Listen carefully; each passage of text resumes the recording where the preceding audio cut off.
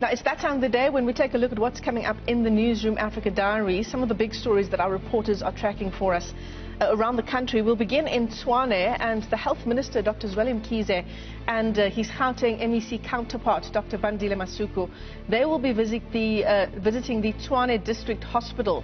Concerns around the province, of course, that the virus will overwhelm the health system in the province as the numbers in Gauteng continue to rise.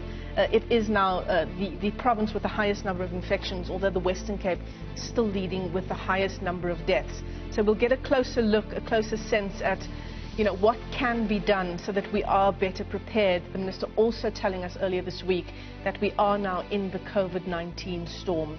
Some worrying news there, but let's hope we get some positive news just in terms of how prepared we can be.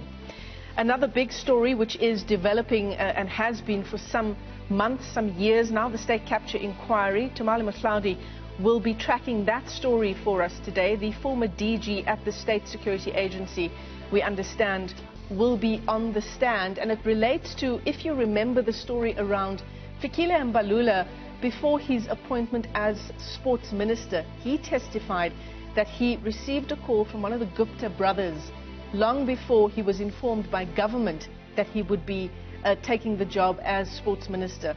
One of the Gupta brothers, in fact, informed him first. So we'll hear more testimony on that explosive story. We'll take you to the northwest now. Zinhle Kanyane is still tracking the story of the COVID-19 infections. One death there in the leadership of that province. You will remember that Kokta MEC Gordon Kegakilwe died of COVID-19 and very quickly was followed on by confirmed cases by Job Mogoro, the premier in the province, who is in hospital, we understand, not because of any urgent health issues, but because of his advanced age, which puts him at risk. So a decision was taken by the government in that province to put him in hospital as a precaution. The Public Works MEC, Saliva Molabisi, also testing positive, and we understand that today the Northwest Cabinet, the rest of the Cabinet, will be testing for COVID-19. Interesting questions there around why they haven't in fact tested sooner. Why today? Why the wait of these few days? Mbali Tetane, she'll be tracking the story that was a really big talking point yesterday, this issue around burial sites. There was some confusion around whether burial sites were being prepared in the hundreds of thousands, but in fact what government was saying is that burial space is not an issue in South Africa. We do have the space to lay to rest our loved ones. The issue really is that some burial grounds are being prepared. It's not a story that any of us like to think of, but we will be talking to mortuaries, private and government mortuaries, on how prepared they are, how they are coping. There have been reports that these mortuaries have been running out of space, and of course as the numbers, particularly in Gauteng, continue to rise, we will get an update on just how prepared this sector is.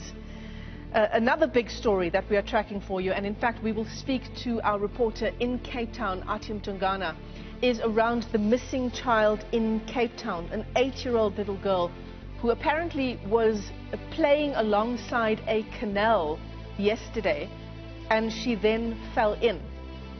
It's unclear why this little girl was playing alongside a canal in the rain yesterday. There was quite a bit of rain in Cape Town yesterday, but a man also jumped in to save her, and we understand that a search is now on for both the missing 8-year-old girl and the man who risked his life trying to save her. Neither of them have yet been found.